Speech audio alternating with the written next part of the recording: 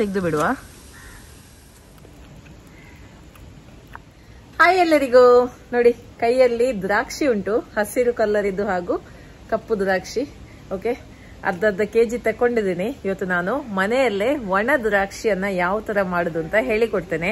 ದ್ರಾಕ್ಷಿ ಸೀಸನ್ ಅಲ್ಲಿ ಇರುವಾಗ ಈ ತರ ಬಲ್ಕ್ ಅಲ್ಲಿ ತಂದು ಮನೆಯಲ್ಲಿ ಸುಲಭವಾಗಿ ನಾವು ಒಣ ದ್ರಾಕ್ಷಿ ಮಾಡಬಹುದು. ಓಕೆ, ಹಾಗಾದ್ರೆ ಇದನ್ನ ಮಾಡುವ ವಿಧಾನವನ್ನ ನೋಡುವ ಬನ್ನಿ. ಓಕೆ, ಈಗ ದ್ರಾಕ್ಷಿಯನ್ನ ಬಿಡಿಸುವ.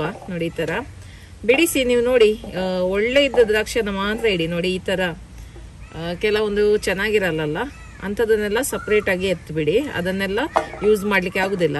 ಒಣ ದ್ರಾಕ್ಷಿ ಯೂಸ್ ಮಾಡುವಾಗ ದ್ರಾಕ್ಷಿ ಒಳ್ಳೇದಾಗಿರ್ಬೇಕು. ನೋಡಿ, ಒಂಚೂರು ಕೂಡ ಹಾಳಾಗಿರ್ಬಾರ್ದು.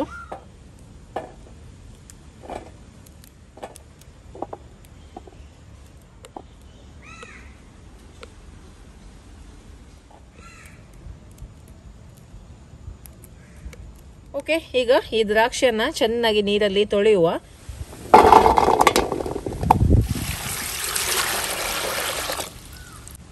ಸ್ವಲ್ಪ ಉಪ್ಪು ಹಾಕ್ತಾ ಇದ್ದೀನಿ. ಕೆಮಿಕಲ್ ಏನಾದ್ರು ಇದ್ರೆ ಒಳ್ಳೆ ರೀತಿಯಲ್ಲಿ ಕ್ಲೀನ್ ಆಗುತ್ತೆ.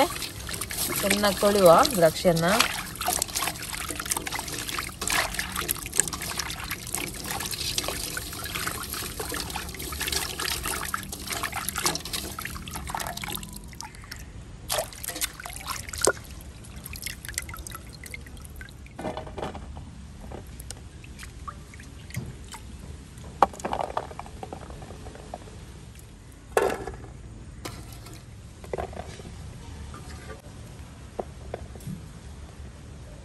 ನೋಡಿ, ದ್ರಾಕ್ಷಿಯನ್ನ ಒಳ್ಳೆ ರೀತಿಯಲ್ಲಿ ತೊಳೆದಾಯ್ತು. ಒಳ್ಳೆ ಸಿಹಿಯಾಗಿದ್ರೆ ಒಳ್ಳೇದು. ಜಸ್ಟ್ ಒಂದು ತಿಂದು ನೋಡಿ ಹೇಗೆ ಉಂಟು ಅಂತ.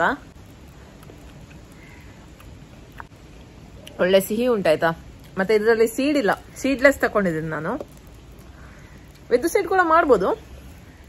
ಸಿಹಿ ಇದ್ದ ತಕೊಂಡ್ರೆ ನಿಮ್ಗೆ ಬೆಸ್ಟ್. ಓಕೆ, ಈಗ ನೆಕ್ಸ್ಟ್ ಇದನ್ನ ಸ್ಟೀಮ್ ಮಾಡುವ. ನೋಡಿ, ಸ್ಟೀಮರ್ ಅಲ್ಲಿ ನೀರು ಹಾಕಿ ನಾನು ಬೇಯಿಸ್ಲಿಕ್ಕೆ ಇಟ್ಟಿದ್ದೆ. ಈಗ ಇದು ರೆಡಿ ಆಗಿದೆ. ಈಗ ದ್ರಾಕ್ಷಿಯನ್ನ ಹಾಕುವ.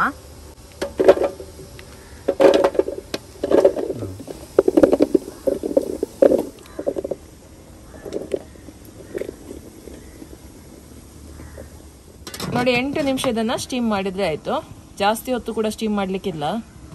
ನೋಡಿ, ಸುಮಾರು 7-8 ನಿಮಿಷ ಆಗಿದೆ. ಈಗ ಇದನ್ನ ತೆಗೆದು ಬಿಡುವ. ಇನ್ನು ಜಾಸ್ತಿ ಕೂಡ ನೀವು ಇದನ್ನ ಬಿಸಿ ಮಾಡಬಾರ್ದು. ಜಾಸ್ತಿ ಬೇಯಿಸಿದ್ರೆ ಇದು ಕಟ್ಟಾಗುವ ಚಾನ್ಸಸ್ ಇರುತ್ತೆ. ಇದು ಸಿಪ್ಪೆ ಎಲ್ಲ ಕಟ್ಟಾಗುತ್ತೆ. ಆ ರೀತಿ ಆಗ್ಬಾರ್ದು. ಈಗ ಇದನ್ನ ತೆಗೆದು ಬಿಡುವ.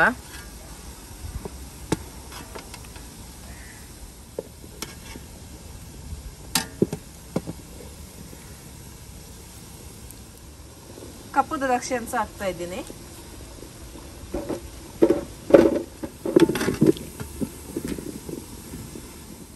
ನೋಡಿ, ದ್ರಾಕ್ಷಿ ಒಳ್ಳೆ ರೀತಿಯಲ್ಲಿ ಸ್ಟೀಮ್ ಆಗಿದೆ.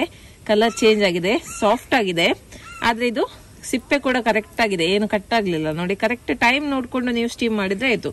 7-8 ನಿಮಿಷ ಸಾಕು. ಈಗ ಈ ತರ ಒಂದು ಕಾಟನ್ ಬಟ್ಟೆಯನ್ನ ತಕೊಂಡು ಅದರ ಮೇಲೆ ಇದನ್ನ ಸ್ಪ್ರೆಡ್ ಮಾಡಿದ್ರೆ ಆಯ್ತು ನೀಟಾಗಿ. ಓಕೆ, ದೂರ ಸ್ಪ್ರೆಡ್ ಮಾಡ್ಕೊಳ್ಳಿ.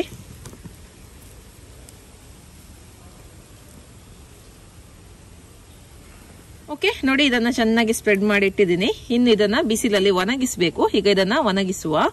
ಡೇ ಟೈಮ್ ಅಲ್ಲಿ ಬಿಸಿಲಲ್ಲಿ ಒಣಗಿಸಿದ್ರೆ ಆಯ್ತು. ನೈಟ್ ಟೈಮ್ ಅಲ್ಲಿ ಫ್ಯಾನ್ ಅಡಿಯಲ್ಲಿ ಇಟ್ಟರೆ ಆಯ್ತು.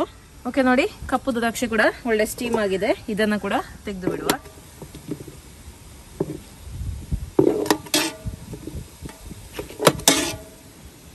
ಓಕೆ, ಕಪ್ಪು ದ್ರಾಕ್ಷಿಯನ್ನು ಕೂಡ ಈ ತರ ಬಟ್ಟೆ ಮೇಲೆ ಸ್ಪ್ರೆಡ್ ಮಾಡಿದ್ರೆ ಆಯ್ತು.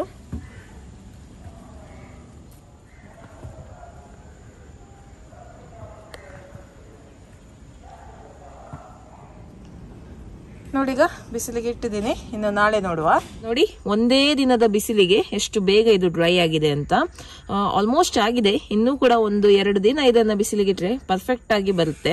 ಈಗ ಒಂದಿನಕ್ಕೆ ಈ ರೀತಿ ಆಗಿದೆ. ನೋಡಿ, ಆಲ್ಮೋಸ್ಟ್ ಆಗಿದೆ. ಇನ್ನೊಂದು ದಿನ ಬಿಸಿಲಿಗೆ ಇಟ್ಟು ಮತ್ತೆ ಇದನ್ನ ಏರ್ಟೈಟ್ ಡಬ್ಬದಲ್ಲಿ ಹಾಕಿಟ್ರೆ ಆಯ್ತು. ವರ್ಷವಿಡೀ ಇದನ್ನ ಯೂಸ್ ಮಾಡಬಹುದು. ನೋಡಿ ಕಪ್ಪು ದ್ರಾಕ್ಷಿ ಕೂಡ ಈ ತರ ಆಗಿದೆ. ಇದಂದ್ರೆ ಸ್ವಲ್ಪ ನಾನು ತೆಕೊಳ್ಳುವಾಗನೆ ಸ್ವಲ್ಪ ದೊಡ್ಡ ಸೈಜ್ ಇದ್ದು ತೆಕೊಂಡದ್ದು, ಹಾಗಾಗಿ ಈ ತರ ನಿಮ್ಗೆ ದೊಡ್ಡದಾಗಿ ಕಾಣಿಸುತ್ತೆ. ಸ್ವಲ್ಪ ಚಿಕ್ಕ ಸೈಜ್ ತೆಕೊಂಡ್ರೆ ನಿಮ್ಗೆ ಚಿಕ್ಕದಾಗಿ ಚಂದ ಕಾಣುತ್ತೆ. ಓಕೆ, ಇದಕ್ಕೆ ಕೂಡ 2-3 ದಿನದ್ದು ಬಿಸಿಲು ಬೇಕು, ಮತ್ತೆ ಇದು ಕಂಪ್ಲೀಟ್ ಆಗಿ ಡ್ರೈ ಆಗುತ್ತೆ. ಇದನ್ನ ಕೂಡ ಏರ್ ಟೈಟ್ ಡಬ್ಬದಲ್ಲಿ ಹಾಕಿಟ್ರೆ ಆಯ್ತು.